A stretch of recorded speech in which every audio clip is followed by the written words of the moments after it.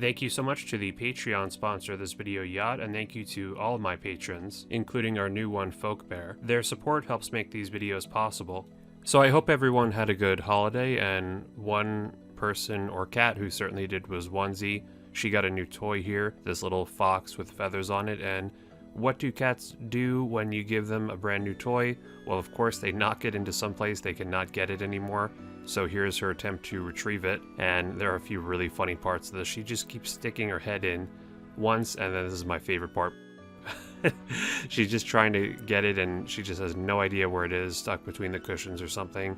Usually it's like under a table or something they knock it, or under some sort of furniture, but she really had trouble with this, so I had to help her out here.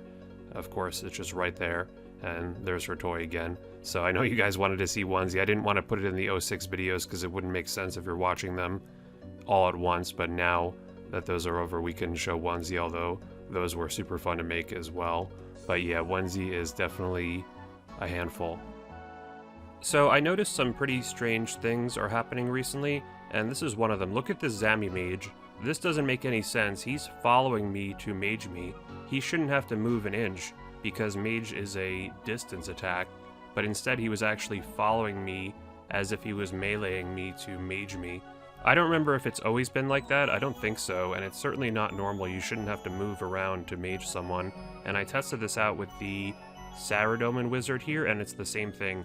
He's following me to mage me, which again, mage can go like 10 squares, so this is not how the game is supposed to be working. I know that he can also melee you with the DDS, but if you turn on Prey Melee, he will only mage you, so in effect he's acting the same as the Zamorak wizard. So I posted about this on Twitter and no one really had answers, but people actually were saying there's weirder things happening. This guy's saying that they've actually been spawning out of bounds and the loot is appearing in the air, which certainly isn't normal. And this guy is also showing actually a picture of the Zamorak mage spawning out of bounds here on the Chaos Altar, and apparently his loot was still spawning on the same square and he was able to pick it up. He didn't have a picture of that, but that is really weird. I don't know why that's happening. I can definitely say that that has never happened to me before. And it doesn't stop there. Here's a few tweets. This guy is saying bosses with phases wouldn't transition to new phases. Tears of Guthix wouldn't switch walls. Other things like Inferno healers weren't appearing, so people were able to get Inferno capes pretty easily.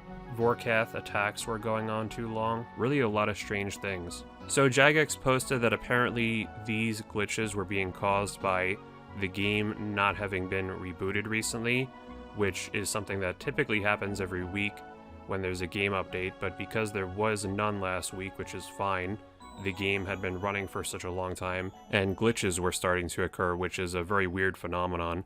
So it looks like this is fixed now, except that Sarah Wizard clip was from January 2nd, and this update was January 1st, so maybe there's still some of these bugs around, so they just say to report them if you find any, but who knows, it's almost like the Twilight Zone in RuneScape is happening.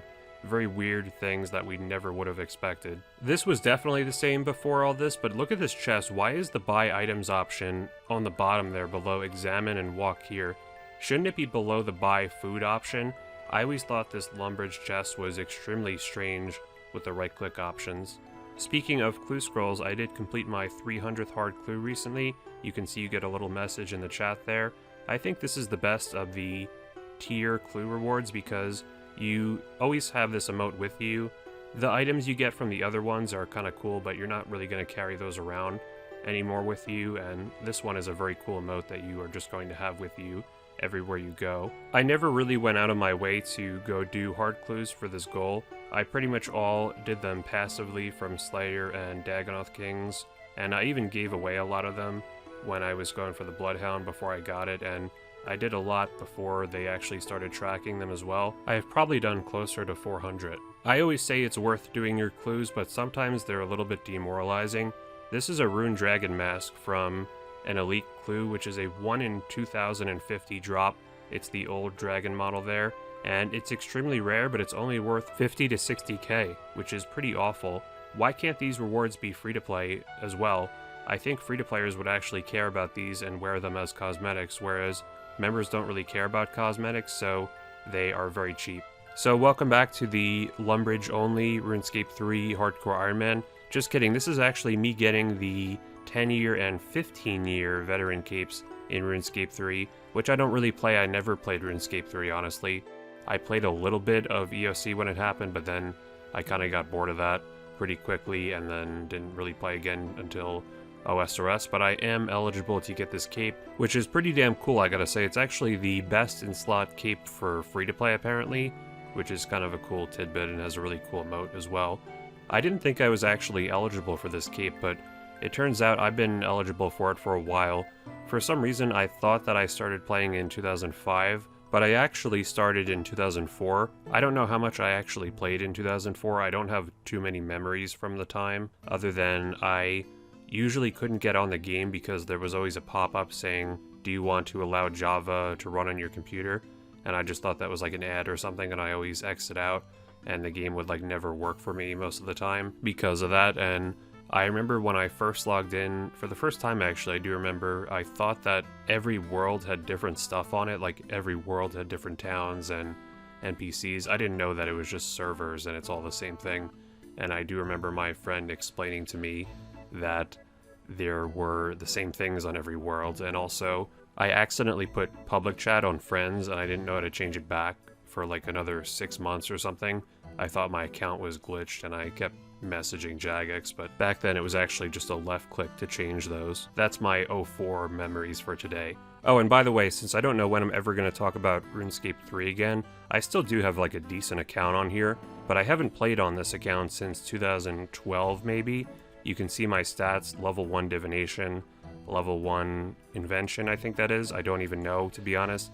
I don't think RuneScape 3 is bad or good, I just don't know anything about it, so I can't even form an opinion on it. It's just a different game to me, not even in like a mean way or anything. If you like it and you really enjoy it, there's no problem with that. I just don't really recognize anything in this game, so I can't really form an opinion on it, but who knows, maybe I'll try it someday. Let me know what you think if you've played it. So thanks for all the support on the 2006 Pictures series, definitely the most successful series of videos I've ever done on this channel, and I did gauge the interest here of a part 4, and there's definitely a lot of interest, so I will do that, who knows, maybe even sooner rather than later. And there is actually a lot of stuff to still talk about. I remembered a lot more stuff just reading comments and even talking with the 04 stuff.